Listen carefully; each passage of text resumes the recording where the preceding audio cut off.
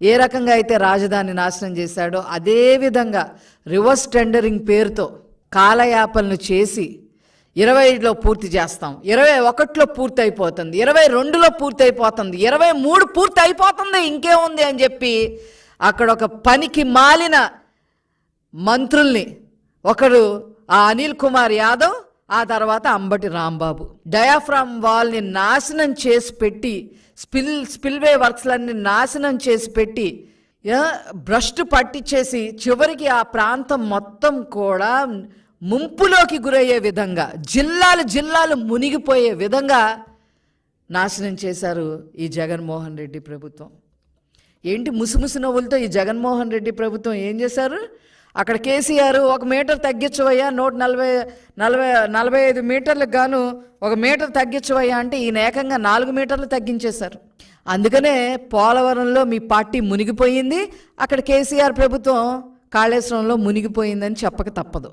ఆ పార్టీ ఇంత దారుణంగా చేసిన వీళ్ళకి మరి ఏ గతి పట్టిద్దో ప్రజలే చెప్పాల్సిన అవసరం ఉంది అని చెప్పి ఈ సందర్భంగా తెలియజేస్తా ఉన్నా. ఏంటి పోలవరం? ఇంకా కొత్తగా వచ్చిన యూత్కి కానీ కొత్తగా వచ్చిన ఓటర్స్కి కానీ తెలియాల్సిన అవసరం ఉంది అని చెప్పి ఈరోజు తెలుగుదేశం పార్టీ తరఫున మేము భావించి ఈరోజు కొన్ని విషయాలు మేము ముందుకు తీసుకొస్తా ఉన్నాం. ఈ పోలవరం గనక పూర్తి అయితే సాగునీటి సౌకర్యం మరి 7,20,000 ఎకరాలకి సాగునీటి సౌకర్యం కలుగుతుంది. ముఖ్యంగా విశాఖపట్నం జిల్లాలో 1,50,000 ఎకరాలకి సాగునీటి అందించే పరిస్థితి వస్తుంది. తూర్పుగోదావరి జిల్లాలో 2.5 లక్షల ఎకరాలకి సాగునీటి సౌకర్యం వచ్చే అవకాశం ఉండేది. పశ్చిమ గోదావరి జిల్లాలో 2,58,000 ఎకరాలకి సాగునీరు అందే పరిస్థితి ఉండేది. కృష్ణా జిల్లాలో 62,000 ఎకరాలకి ఈ సాగునీటి సౌకర్యం వచ్చేది.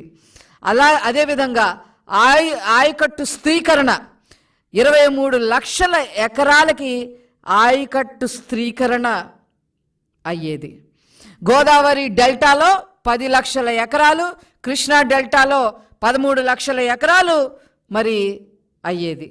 తాగునీటి సౌకర్యం 4 జిల్లాల్లో, ఉత్తరాంధ్రలో 48 మండలాల్లో 550 గ్రామాలకి సాగునీటి అందే సౌకర్యం ఉండేది.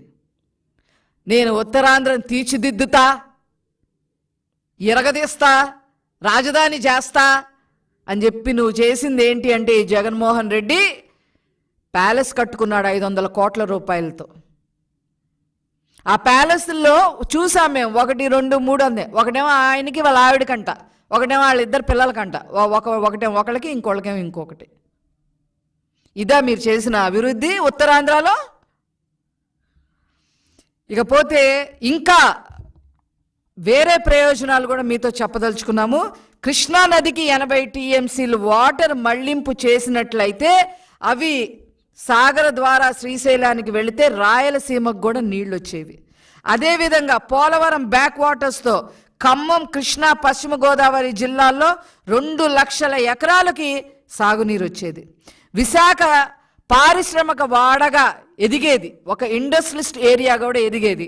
ఈ సాగునీటి 23.44 టీఎంసీలు ఒక్క విశాఖ ఇండస్ట్రియల్ ఏరియా పర్పస్ కోసమే వచ్చి ఉండేవి. అదేవిధంగా మనతో పాటు పక్క రాష్ట్రాలు ఒరిస్సాకి 5 టీఎంసీలు నీటి, అదేవిధంగా ఛత్తీస్గఢ్కి 1.5 టీఎంసీలు నీటి లభ్యత కూడా లభించేది. మొత్తం 194 టీఎంసీలు ఉపయోగించుకునే పరిస్థితి ఉండేది. గోదావరి నీళ్లు ప్రతి ఏటా 2,000 టీఎంసీ నీళ్లు సముద్రంలో కలిసిపోతూ ఉన్నాయి. ఈ పోలవరం ప్రాజెక్టు వల్ల 194 టీఎంసీలు కనీసం ఉపయోగించుకొని అన్ని రకాలుగా ఈ ఆంధ్ర రాష్ట్రంలో గోదావరి జిల్లాలు కానీ, కృష్ణా జిల్లాలు కానీ, రాయలసీమ జిల్లాలు కానీ అన్ని రకాలుగా అన్ని చోట్ల కూడా కొన్ని లక్షల ఎకరాలకి సాగునీరు అందించే పరిస్థితి ఉండేది. అది లేకుండా చేశారు. ఏం పుట్టకండి మీది జగన్మోహన్ రెడ్డి గారు, ఏం పుట్టకండి ఇది. కనీసం చంద్రబాబు నాయుడు గారు 72% పూర్తి చేసిన తర్వాత వాదనలకి దిగకుండా దాన్ని ఎంతో కొంత ముందుకు తీసుకొని వెళ్ళుంటే ఎంత బాగుండేది. ఇవి చేసింది కాక చేసిన దాన్ని డ్యామేజ్ చేశారు. నారా చంద్రబాబు నాయుడు గారు ఏ పురోగతి అయితే చూపించారో పోలవరం ప్రాజెక్టులో దాన్ని డ్యామేజ్ చేసి పెట్టారు. ఖచ్చితంగా గోదావరి అమ్మ మీ సంగతి తేలుస్తుంది, తగిన మూల్యం మీరు చెల్లించుకుంటారు. ఇవి నారా చంద్రబాబు నాయుడు గారి వల్లే సాధ్యమవుతుంది. పోలవరం ప్రాజెక్టు చేసి తీరతారు, వారేంటో మరొక్కసారి నిరూపిస్తారు అని చెప్పి ఈ సందర్భంగా నేను తెలియజేస్తూ నేను సెలవు తీసుకుంటున్నాను.